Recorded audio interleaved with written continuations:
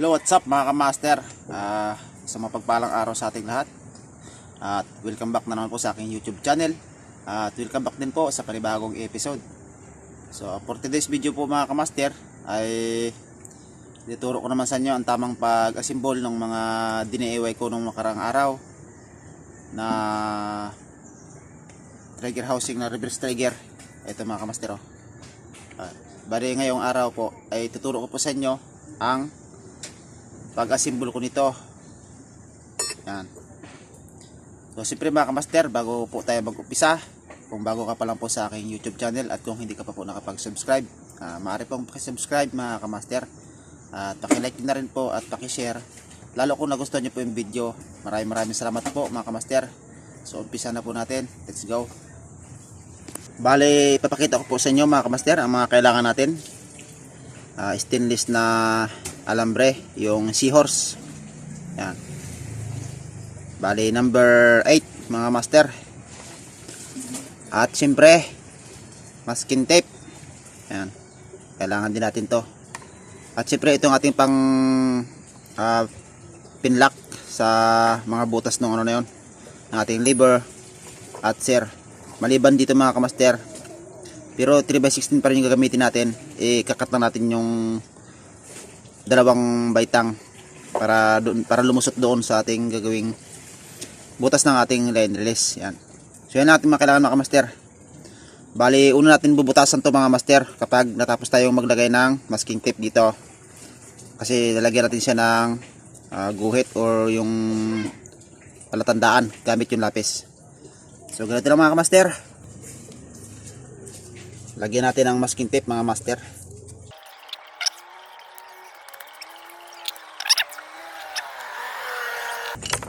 Kalkulahin natin yung layo at saka distance ng sear at saka ng kanyang lever. Yan, ganyan mga master. Tapos syempre kailangan din natin ng sample na shop na yung medyo may na, ayan, may kawang na yung buntot. Kalkulahin natin dito mga kamaster. Yan. So yan, pwede na yan mga master, yung ganyan distance. Kapag na-sure nyo ng ganyan, pwede nyo na siyang eto. Yan. Yan. Pwede natin siyang markahan. Yan. Try natin ulit mga master. Ayan o. Balik kalkulado natin yan mga kamaster. Sunod naman natin dito sa lever mga master. Yan. So ganyan lang dapat mga kamaster. Huwag masyadong patong na ganyan. Kasi matigas yan mga kamaster, kalabitin. Lalo kung powerful ang guma, kung tinatlo nyo yung guma. Kailangan medyo ganyan lang mga master. Yan. Yan, ganyan lang. Yan. Para pag kalabit nyo, madali siyang maghiwalay. Silang dalawa maghiwalay. Yan.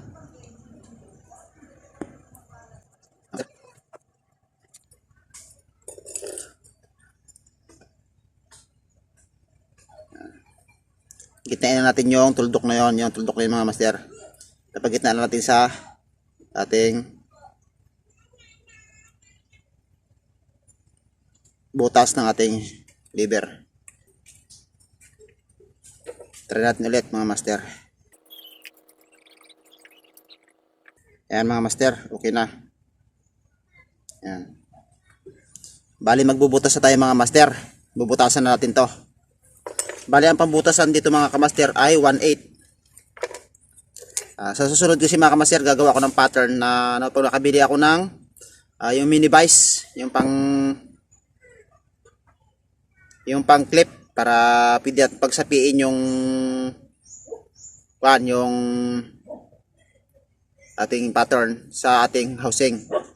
Dahil yung pattern may sariling butas na yun na kasukat na ng mga ganito. Kaya ipapatong mo na lang ng gano'n yun, tapos ibubutas ng patagos. So yun ang ating gagawin sa sunod mga kamaster. Pag naka-order tayo ng mini vise. Yan mga master, butas na tayo. 1/8 ang ating unang pagbutas ito mga master na drill bits. Siyempre mga kamaster, bago natin siya butasan, lagyan mo natin siya ng tuldok ng pako na concrete nail. Yan mga master, oh. Kabila naman. Okay yan mga kamaster, butasin na natin ng 1/8. Bali sinalpakan natin ng 8mm na flat bar para hindi siya yumupi-yupi kapag diniin natin ng drill.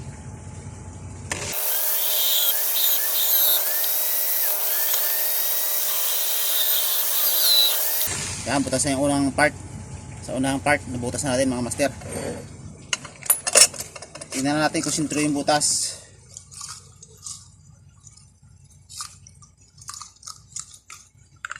Gamit tong 1/8 din na drill bits. Mga kamaster. Okay mga kamaster, okay.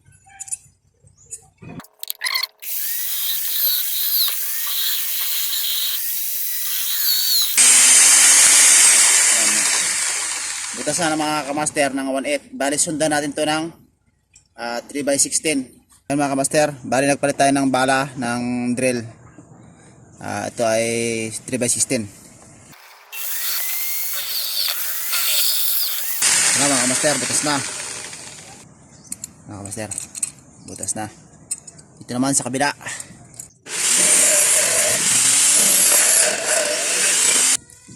Sa pagbubutas ito mga kamaster, isusure nyo lagi na sintro. Kaya ang una niyang pambutas, kung wala kayong magandang patungan, kailangan kasi dito mga kamaster, libil na libil at pantay na pantay yung patungan, lalo kung mga baguhan pa lang yung gumagawa. Pero sa akin kasi, kaya kong gawa ng paraan kahit na hindi masyadong pantay ang pinapatungan ko.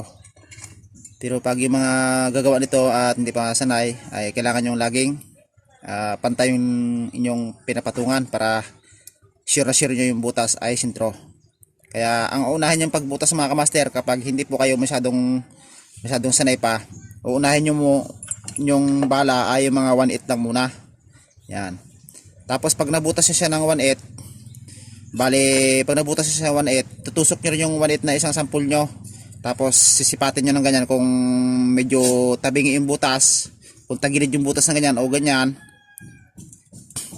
mahahabol nyo pa mga kamaster ng maisintro bago nyo sasundan ng 316. Yan po diskarte ko mga kamaster, para kahit tabingi kaya ko pa habulin. O yan, katulad yan mga kamaster, sintro siya. So ganoon lang mga kamaster ang pagbutas. Kailangan na ililibil nyo ng maayos at ilagay nyo sa pantay na patungan para makuha nyo yung tamang pagbutas at sintro. Yan mga kamaster. Bale magpuputol muna tayo mga kamaster ng ating pangpinlock dito para maitesting natin yung ating lever sir. Bale ipapahuli natin ilagay yung butas ng line rails ito mga master. So bale mga kamaster, ito na po, nakaputol na po tayo ang 316. I-try natin ilagay dito para malaman natin yung distansya.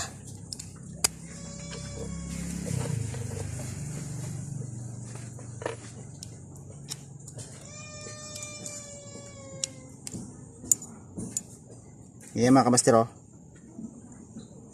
Yan. Yan, ganyan na siya mga kamaster. Yan. Pag kinalabit mo to, ganyan yan. Maglalagay pa tayo dito mga kamaster ng stopper sa babaw. Bali dito tayo maglalagay mga master dito. Magbubutas din tayo dito. Bali ang ilalagay niya na stopper niya para yung ating trigger hindi siya gumanon ay 3x16 din mga master. 316 shaft din bubutas sa dito. Bali dun din natin isasabit yung pinakadulo na magkabilang spring. Yan. So bago yun mga kamaster, gagawa na tayo ng plano para dun sa line release nya. Yan. Bali, ito mga master, guguhitan dito para sa kanyang line release. Kailangan nakikita yung buntot ng ating shop sa pinakabintana ng ating line release para magandang tingnan mga master.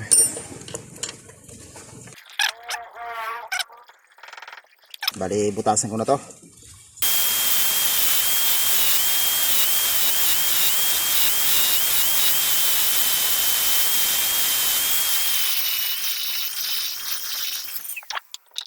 Yan mga kamaster, bago natin siya barinahin, butasin na natin siya.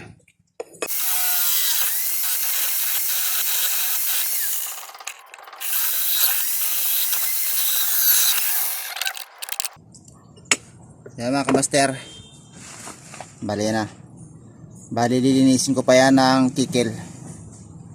Kapag nabutas na natin, patagos doon mga kamaster. Ipapakita ko na lang po sa inyo mamaya mga kamaster kapag natagusan ko na dito ng butas. Yan. Dahil dito butas na sa harapan. 360 ang pinambutas ko dyan mga kamaster. Ito na mga kamaster, bali natagusan na natin ng butas. Yan. Linisin na natin yan mga kamaster. Ang butas na yan.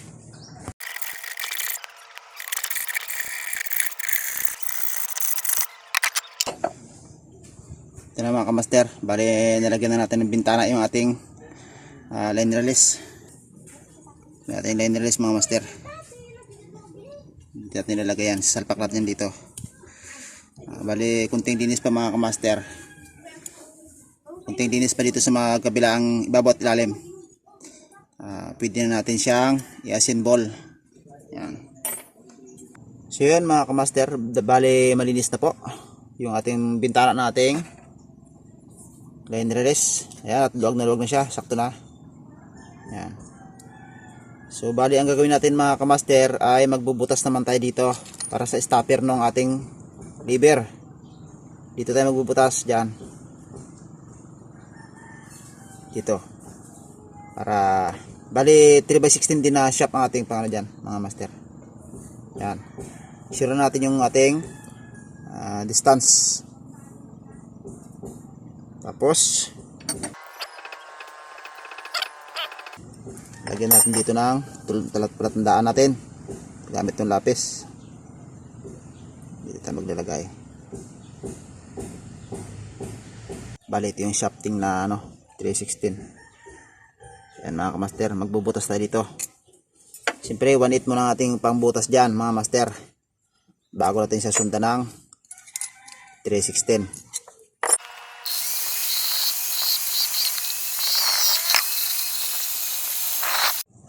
So yun mga kamaster, bali butas na natin ng 1/8 yung magiging stopper ng ating lever. Ayan. Ayan o. Bali butasin naman natin ng susundan natin siya ng 316. Tara mga kamaster, subukan din natin isalpak to. Tapos kabit natin to. Medyo mga kamaster. Bali magbabawas na lang tayo dito mga kamaster sa ibabaw ng lever. So yun mga kamaster, dahil makumpleto na lahat ang butas sa magkabilang side, pira lang dito sa ibabaw sa paglalagay ng line release, ay ipapahuli natin yan mga master. Bali ito muna ang ating lilinisin, yung mga matatalas sa pinagbutasan bago natin siya ituluyang i-assemble. Bali ito pala mga kamaster ay medyo makinis na, kunting pakinis ko na lang itong mga lever, line release at saka ang lever nya, line release at saka itong share. Bali pakinisin ka ng kumbagyan mga kamaster para mas maganda. At saka ito kailangan makinis ito mga kamaster, yung ibabaw. Ganon din dito sa share.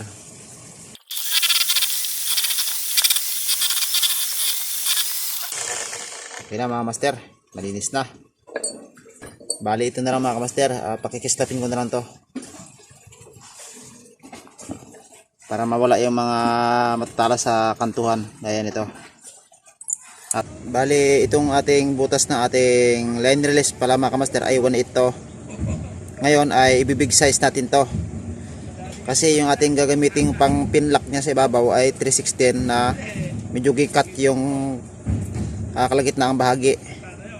So pero yung dito sa ibabaw ng housing ay 1.8 ang magiging butas kasi laki ng butas dito mga master. Ito lang medyo ibibig size natin. Bali yung bala pala natin mga kamaster ay mas malit lang ng konti sa 316. Parang sumunod yata to sa 316. Ito kasi 316 to. Kung titingnan nyo mga kamaster, parang kunti lang ang nilaki nito ng 316 kumpara dito. Nabura na kasi yung size kaya hindi ko nakikita yung kanyang number. Ito yung ating bubutas ng mga master.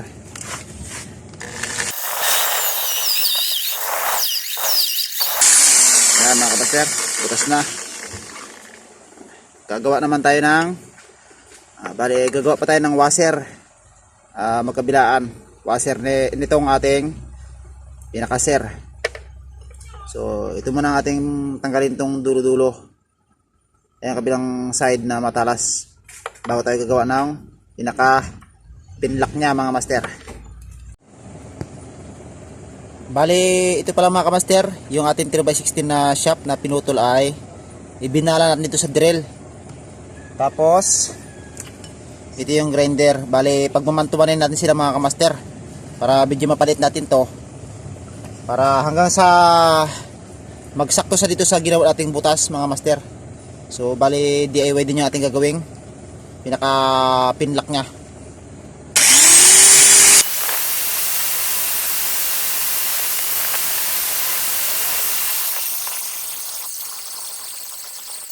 Testing natin mga kamaster kung sakto na. Medyo sakto na pero kunting bawas pa dito sa bandang ibaba mga master. Yun mga kamaster. Saktong-sakto lang siya. Yan. Bali gagawa naman tayo dito mga kamaster sa ibabaw ng 1.8 na sa panglas na baitang ay gagawa tayo ng 1.8 ang bilog. Kailangan lagi nyo susukat mga master.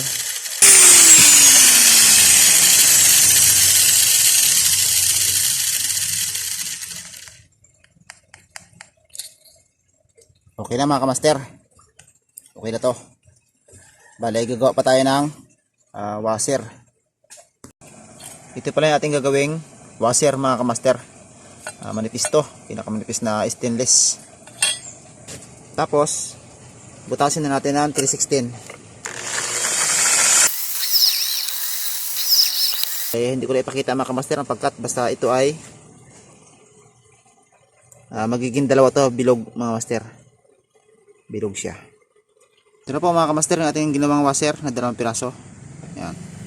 Bali saktong-sakto yan sa 316 na pinlock na shafting. Yan mga kamaster. Bali ikakabit na natin tong stopper dito sa taas. Yan dito.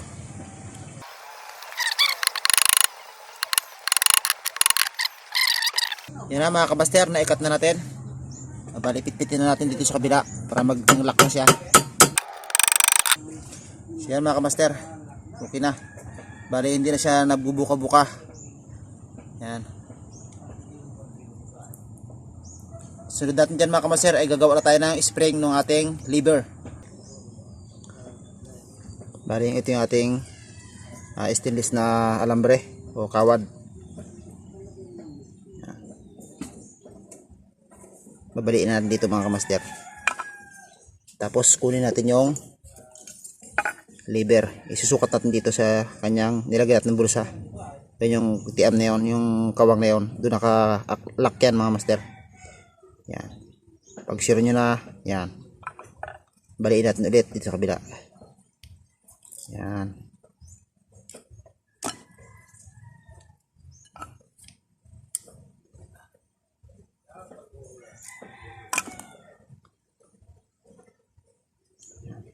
Tapos ilalagay natin dito.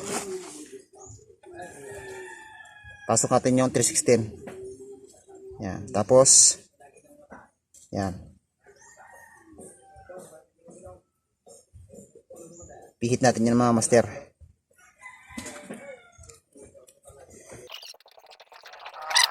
Pa yung pulupot natin at medyo luag pa dito ay isang pulupot pa o dalawa pa. Try mo natin mga master.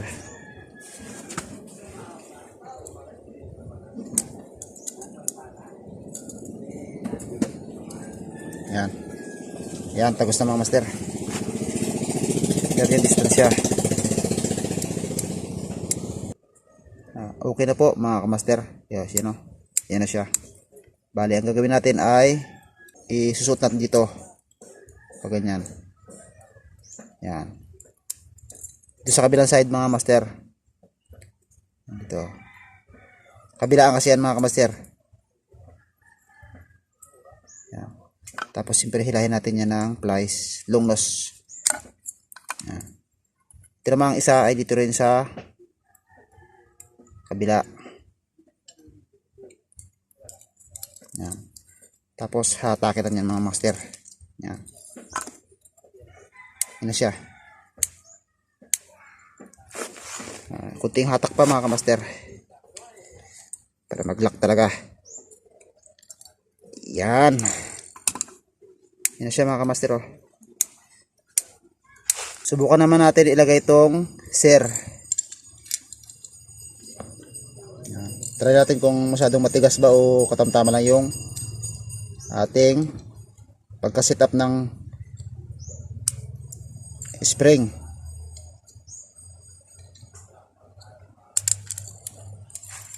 Yan, naka-unload dyan mga master. Bali, i-reload natin. Yan. Yun mga master. Yan o. Isa pa. Yan. Okay. Medyo matrabaho lang to mga kamaster yung pag-set up nito. Bali, ililiko natin ng ayos mga master yung alambre. Yan.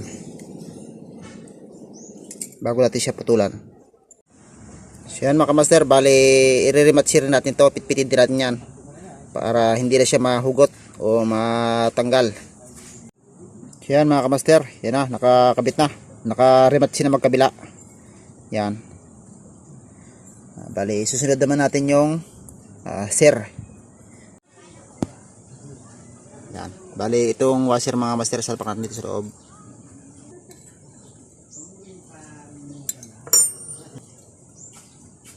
So yan mga kamaster. Yan, nakalagay na yung ating washer. Salpak na natin tong ser. So dito naman sa ibabaw mga kamaster. Dito naman sa kabilang side.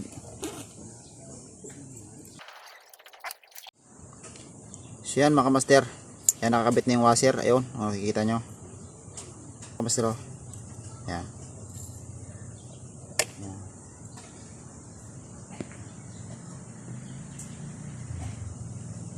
Yan mga kamaster.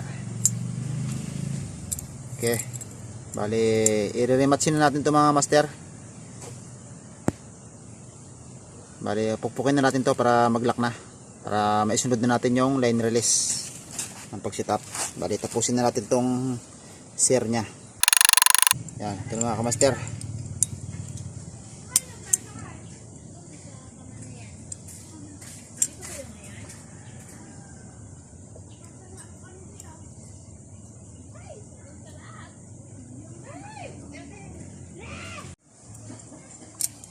Yan mga kamaster, dahil tapos na yung ating lever at ser at kumpleto na. Yan, at gumagana na siya. Sunod naman natin yung line release. Ito, ibubutas na natin. Yan. Okay mga kamaster, bisa natin. So yan mga kamaster, sa paglalagay naman ito mga kamaster, ito lang. Ito lang yung aking pinaka teknik ba. Yan. Kailangan nakabangga yung ating dibdib ng ating line release doon sa sear. Doon sa sear mga kamaster. Yan. Bali naglagay na tayo ng masking tip sa ibabaw. Yan. Yan, subukan natin. Medyo lampas na natin kunti yung ating butas ng bagya. Ayun, na nakita nyo. Bali dito natin nilagyan ng tuldok.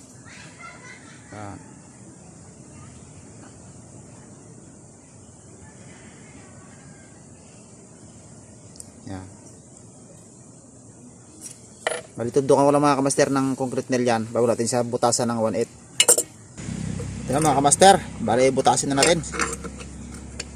Tatangat dito sa flat bar. Yan, butas na mga master. Butas na. Subukan naman natin sukat ito. Yan, sakto-sakto lang mga kamaster. Oh, kitang-kita yung butas sa lalim. Subukan natin itong isuot. Pang right hand pero ito mga kamaster na line release. Pang right hand. Kapag kaliwiti yung gagamit, pwede rin niyang ilipat dito sa kabila. Yan. Ganyan na. Kaya kabilaan ng butas ng reverse mga kamaster. Para kung kaliwati yung gagamit, pwede niyang ilipat dito sa kaliwa yung line release. Kapag kanan siya, pwede rin niya rin dito sa kabila. Yan. Kaya maganda rin talaga ang reverse mga kamaster. Yan, lagyan dito. Tapos subukan natin, testing natin mga master.